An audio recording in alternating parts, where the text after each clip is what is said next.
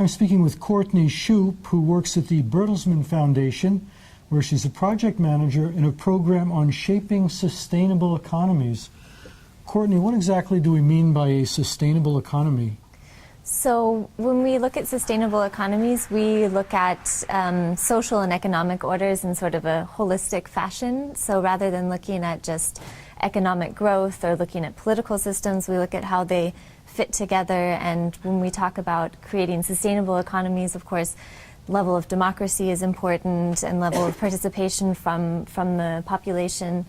And also, how does economic growth translate into jobs? Now, one thing you need is an economy that generates enough jobs to keep most of the people employed. Do you think there's a problem with that in both the United States and in European countries?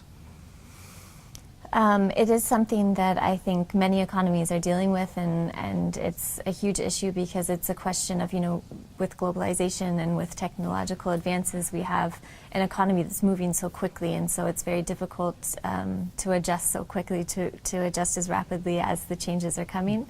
And one consequence of that is that you sometimes have high unemployment rates, and so it's a real challenge to sort of match the skills that we need for tomorrow. Now, one of the big trends in the Western world today is globalization, a lowering of boundaries between nations, trade boundaries, political boundaries as in the European Union. Do you think that the results of lowering boundaries is good, or would we in some ways be better off if we had bigger boundaries between each other?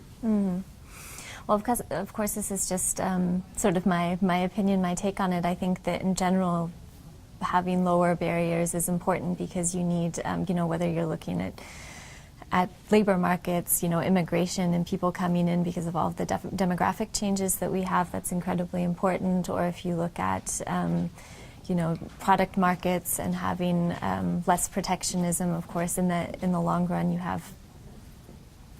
you net more gain than you would from the losses that you make. So of course you have winners and losers, and it's all about sort of balancing that out. And if you were to open up all borders, that's maybe one extreme, and if you were to be completely protectionist, that's maybe one. But I think in general, it's, I think, beneficial to try to keep that as open as possible. Now, at the Bertelsmann Foundation, where you're part of this project on a sustainable economy, what does that group do? Do you make recommendations for the government or corporate sector to follow? We make recommendations. We also have projects that try to measure certain things. We have a few index projects that measure, for example, we have one project that's called the Transformation Index, and that measures progress towards a market economy and a democracy in over 100 different countries.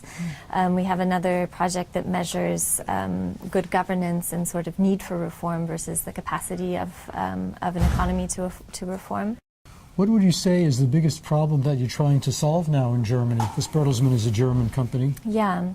Well, in our division looking at labor market policies, we have the situation in Germany that 10 years ago there were some very major labor market and social reforms that went through.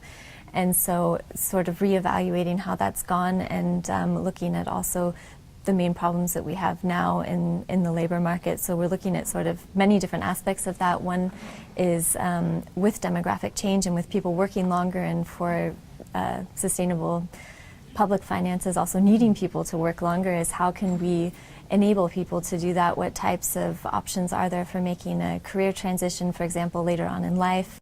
Do you feel that things are moving in the right direction and these problems are basically soluble? I think that the area of the labor market, you can always do better, right? Because even if you have a rather low unemployment level, which is the case in Germany right now, you can always do better.